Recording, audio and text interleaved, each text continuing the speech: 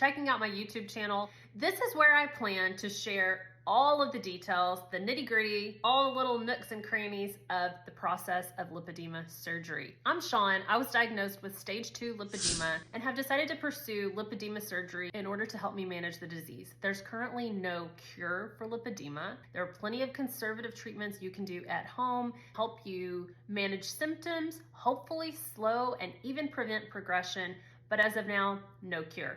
Hopefully that changes in the future. If you're like me, you might have spent a lifetime thinking that you were different and felt like you were the only one that experienced some of these things throughout your life. Always had very disproportionate body. My legs were much larger than my top half. Diet and exercise rarely could make an impact in my legs. I have developed lipedema more in my arms throughout the years as I've gotten older, but for a long time it was just my legs. I did not have pain symptoms for a long time. My legs were always very sensitive, very tender to touch or massage, but I can't tell you that I necessarily experienced pain. Because I do have 4 children, I wasn't sure that I would be able to take the time away from them in order to pursue surgery.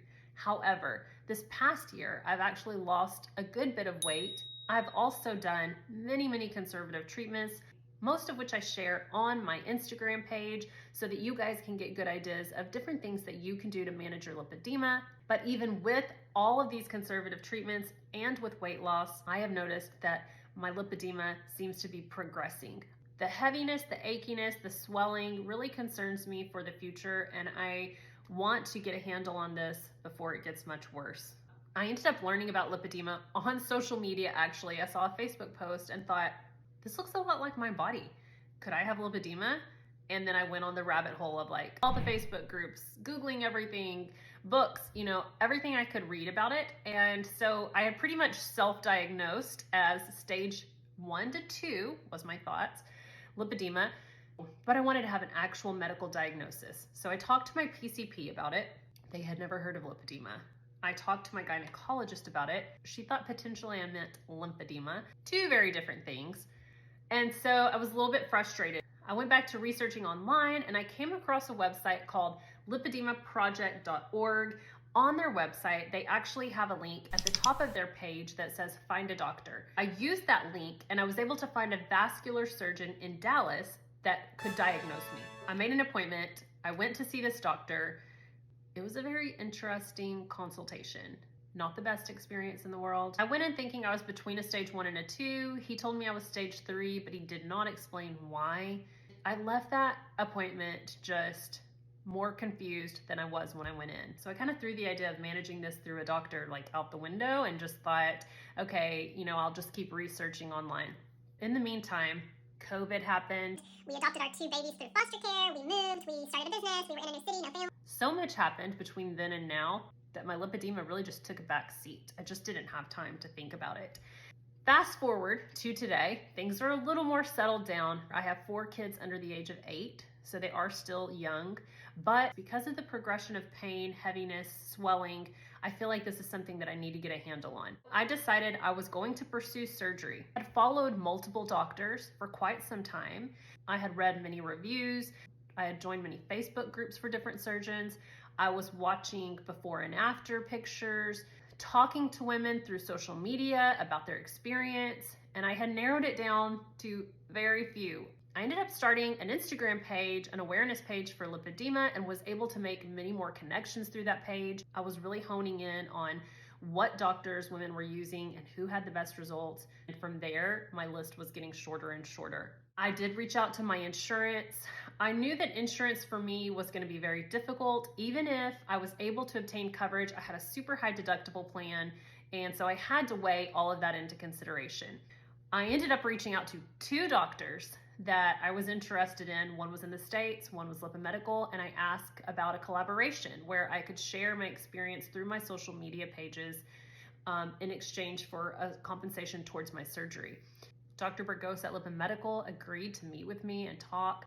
First, we just did a consultation, and I can tell you, I have never experienced a medical consultation like this in my life. So thorough, so informative, so caring. It was top notch.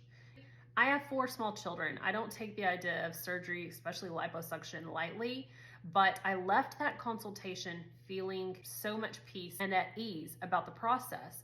And I just knew that that was the right place for me.